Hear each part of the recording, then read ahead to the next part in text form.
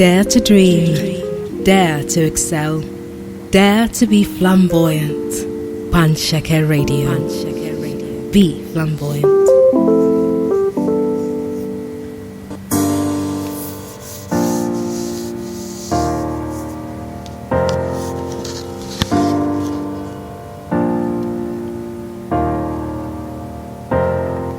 So hello and welcome to Fisayo's Couch. This is Panseke Radio. I am Fisayomi. I should amend that and say I am Olufisayomi, because yes, in Africa and in Nigeria and in Yoruba land especially, names are sentences, they're statements, they're not just, John, Jane, Ruby. No, we have to attach a sentence, most times a positive statement, to a child and tag that child by that statement. So my name, Olufisayomi. Have I ever talked about what my name means? Okay, so let me do it now and get it out or off the table. Olufisayomi literally means God has added to my joy. Olu is God. Fisi, which is the annoying way some people refer to me. Fisi. Fisi means add to. And ayo is joy. Me is me. Yes, so Olufisayomi, God added to my joy. That's the literal translation of my name. Welcome to Fisayo's Couch. I know I haven't been here in a while. Oh, gosh, a whole lot has been happening. Where do I begin? Life can be so real a lot of times that in the reality of it, we just trudge along, try not to be taken over by the storm. Sometimes we merge with the storm. And sometimes we just lay down and play dead until the storm is over. So I've been every way there is in the book this past year. I've been happy, sad, angry, confused. I have been optimistic. I have challenged myself. There's a whole lot of tangents I could go off on this edition of Fisayo's Couch, but let me focus on the part that has really brought me joy, the part that I am glad I stepped out in faith to explore, and that part is bag making. It was sometime in March of this year that I started playing with the idea of getting some sort of structured training on how to make bags. Before now, I have always loved, or before March, before the thought crystallized in my mind, I've always loved crafting and creating. I'm the happiest when I'm doing something, maybe painting, maybe crocheting, whatever it is that just engages me and just gives me a chance to make something beautiful, or at least play around at making something beautiful, something useful. I've been this way since I was a child, and here and there, in between jobs and life and heartbreaks and joyful experiences, I found ways to create and to be creative. But in March this year, the thought started to crystallize. How did I get to that point? Well, I went to visit my mom. She lives in Abeokuta. She's in her 70s. And she had some really lovely Gilis. Gili, if you're not Nigerian or you're not African, Gili is the traditional headscarf that women tie to festive occasions, to social events. Quite colorful, quite stiff fabric. Sometimes it's damask, Other times it's ashoke, which is another traditional attire or piece of cloth here in Africa and Nigeria. So I went to visit her, and I saw this particularly beautiful one. It was a cross between toffee brown and olive, not quite olive green. I would say it's more like champagne green. So it looked quite beautiful, and I looked at it and I saw a bag, and I had, prior to that time, not really made a bag per se. Of course, I've tried to make little pouches and things like that, but I had not, prior to that point, made anything that anyone could take out and call a bag, if you know what I mean. So I took the Gili and brought it back home with me, and I cut it. I don't know which came first. Maybe I cut it first because I had an idea in my head of how the bag should come together and how it should be sewn. So I can't remember clearly if I cut it first and then watched the YouTube video about how to put the bag together and make it something that resembled a bag. But in the end, I put it all together, watched the YouTube tutorial. Oh, thank you, YouTube, because there are several videos, tutorials for free on the subject of bag making from fabric.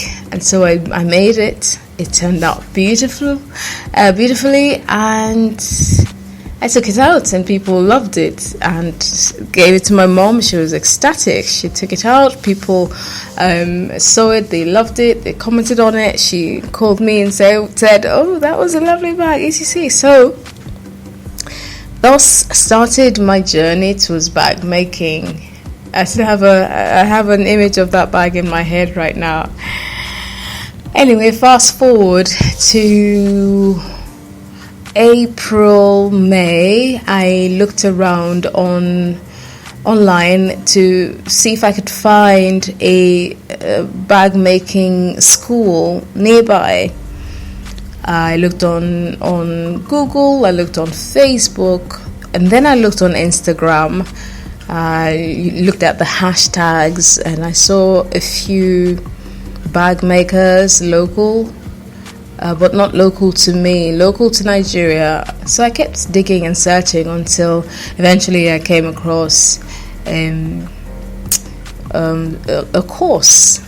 Was it a 6-week course, thereabouts, on bag making, beginner bag making training? So of course I was happy and excited. I applied for it, and I went and took the course.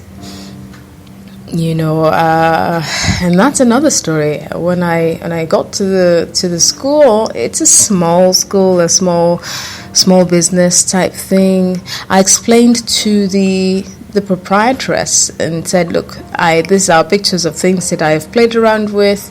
I think I have an idea of how to join pieces of cloth together and turn it into a bag, but I want to firm up on this idea.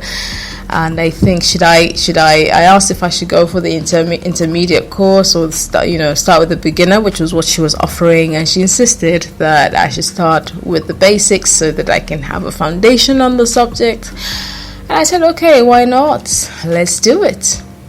So I took the training, but I felt like yawning, like this is all nice and quaint and all of that, but this is not really what I want to do.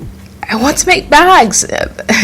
This training, the beginner course is talking about how to, was teaching how to make pouches and how to make wallets and how to make, very basic level training, which of course would have been fantastic for someone who who had never sat at a sewing machine to sew or cut anything to join together.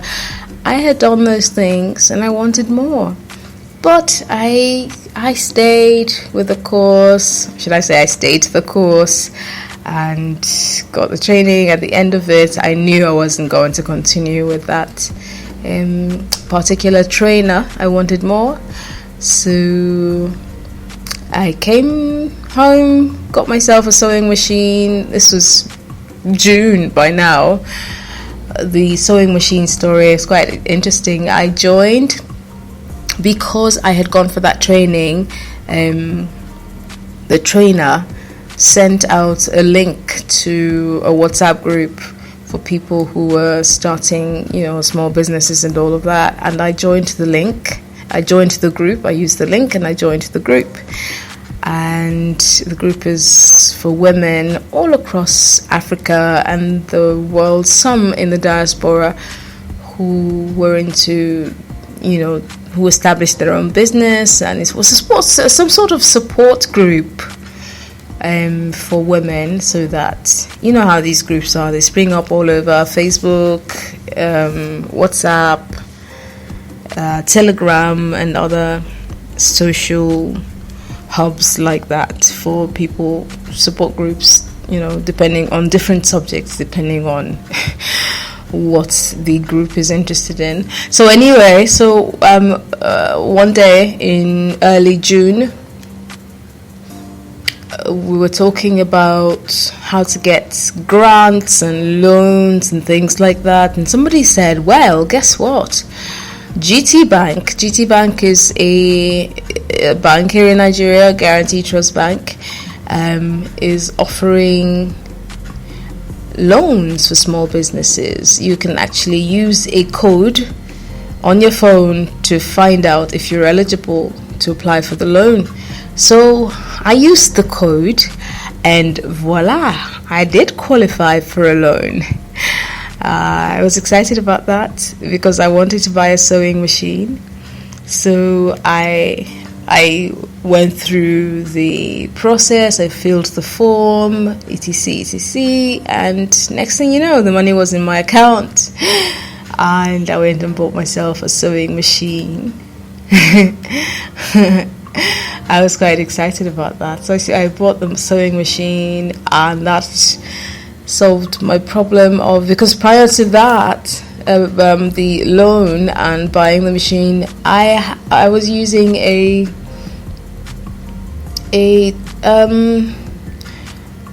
what's that thing? Small strength, is it? Well, a basic strength sewing machine, which is the type that you would use to make, household projects like sewing your pillowcases and, a dress here and there. That kind of machine, that type of machine, that was what I had. I wanted something stronger, so I got it, and that really helped because it made me even more hungry. I wanted to challenge this machine. I wanted to see how much further I could go. So I went back to Instagram and I looked for people who I could learn from, and I stumbled upon another bag maker in Lagos, a man this time, and I sent him a very passionate, I dare say passionate, message, privately of course, telling him about my love for bag making, my love for crafting, and that how much I loved his work. And I would so love for him to show me the ropes. I just bled all over his direct mail. I just bled all over it, like, you've got to help me. I'm hungry. I want to learn how to do this thing. I really love it. And wonder of wonders, he reads it. Not only reads it, he responds and said, why not? Absolutely, come on over whenever you're in Lagos. I'd love to show you how we do what we do, so come on over.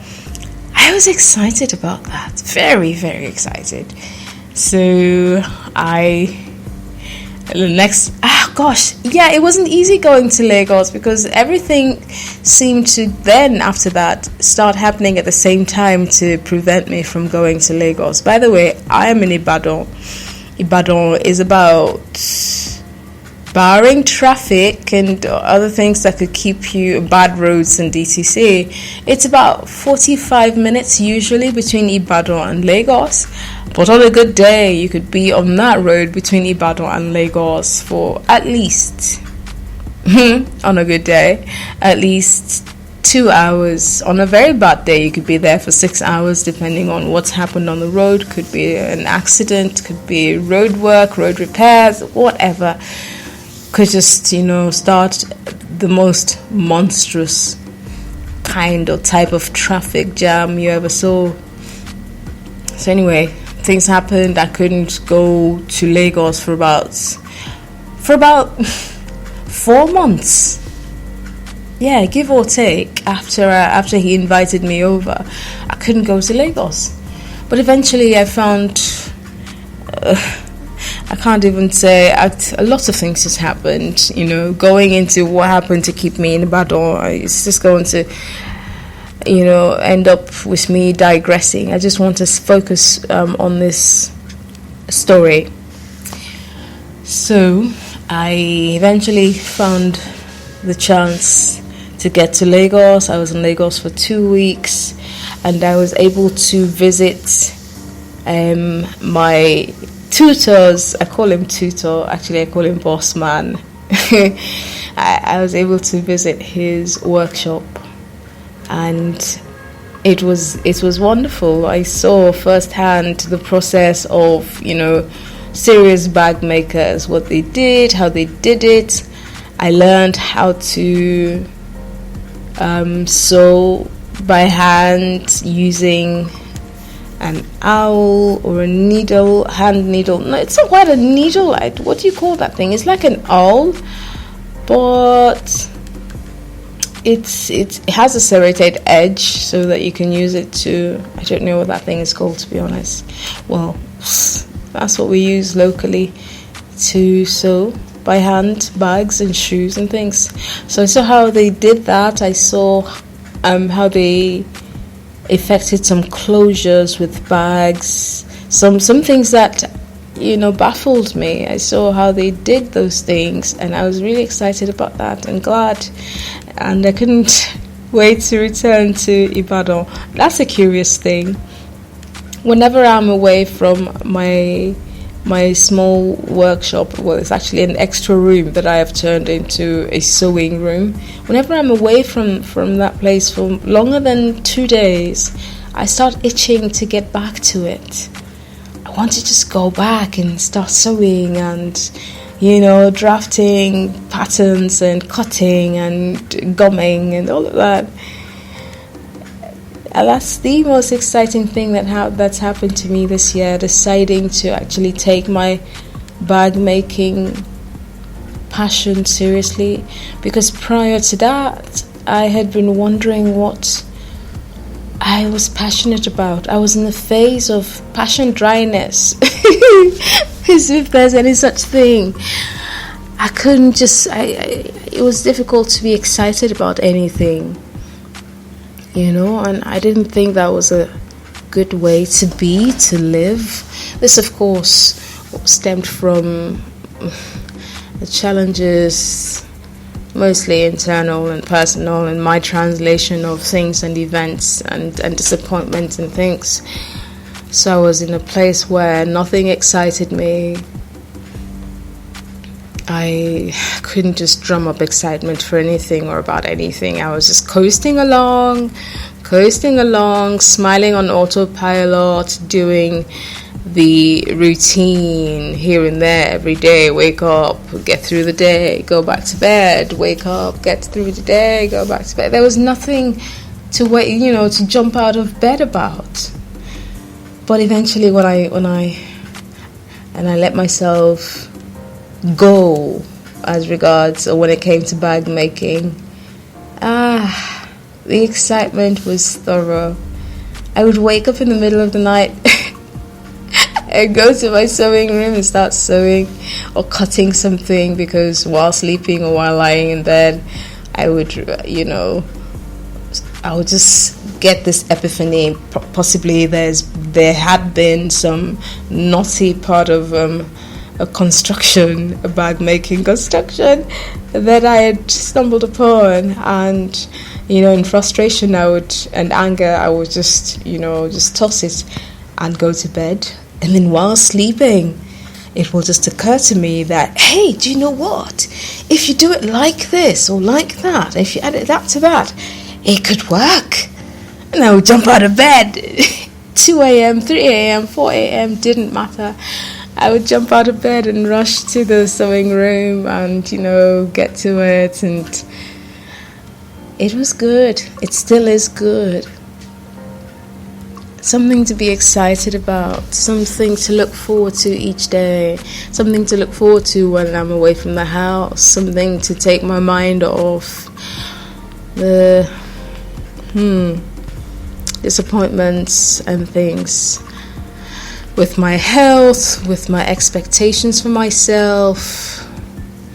These are the things that come together to call themselves my personal reality, and how I navigate it. But I'm grateful for this gift of bag making, and the fact that it has brought me joy. It has opened doors for me. Well, maybe very tiny little windows, and because of this, I have met some people. And I look forward to meeting more exciting people and meeting and surmounting fresh challenges and growing higher and higher and higher where bag making is concerned. Now, related to that, several people, including family members, have expressed worry because they think that this is some sort of downgrading, or what's the better word or term, some sort of reversal.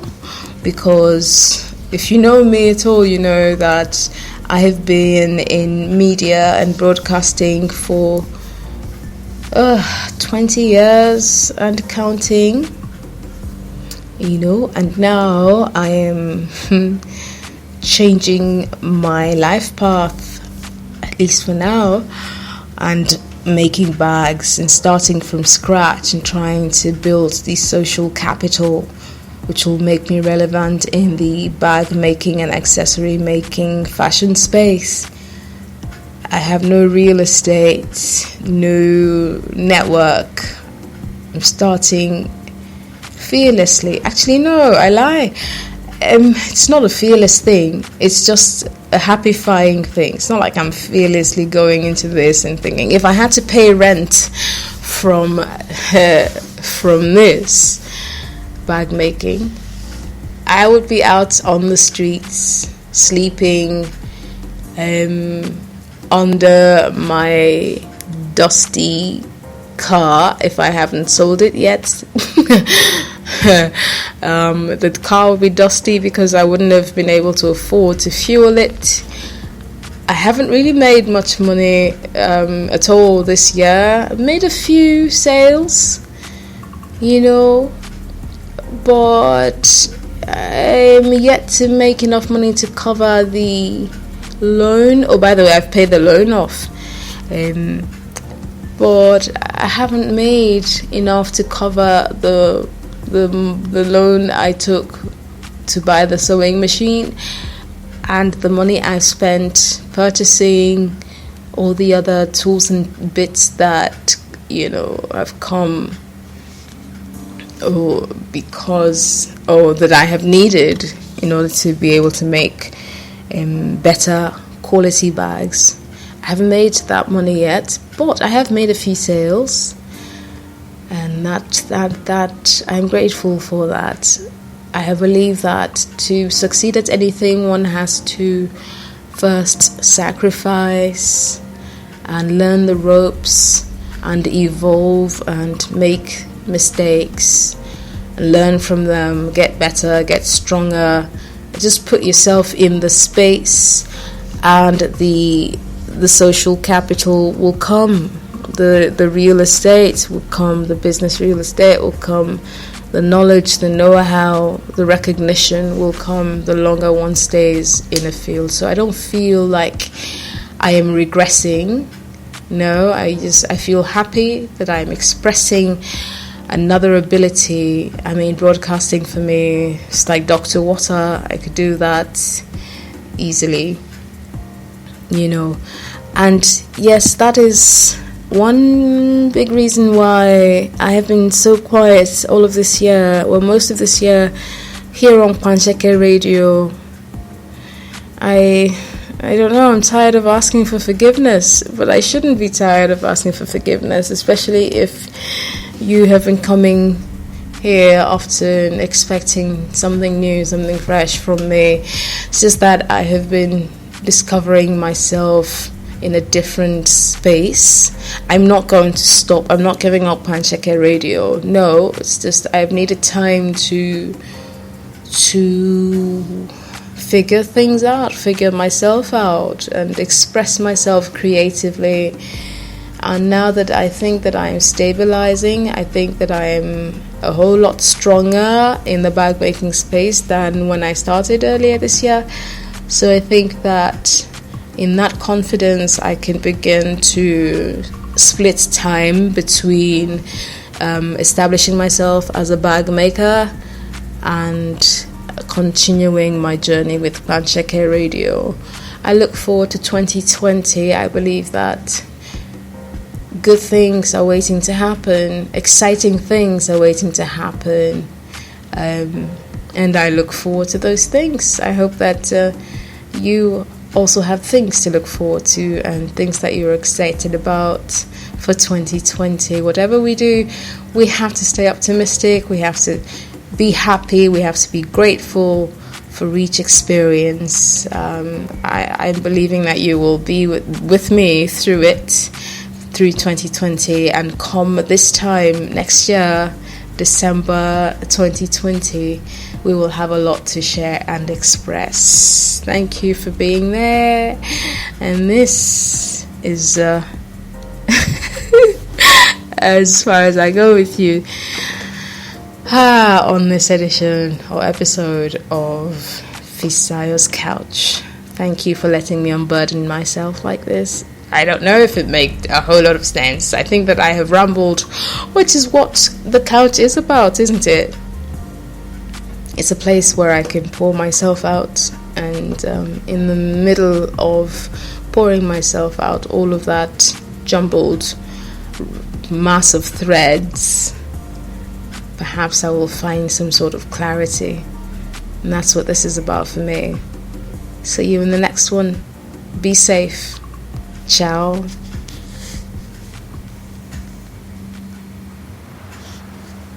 Why be ordinary when you can be flamboyant? Panseke Radio. Be flamboyant.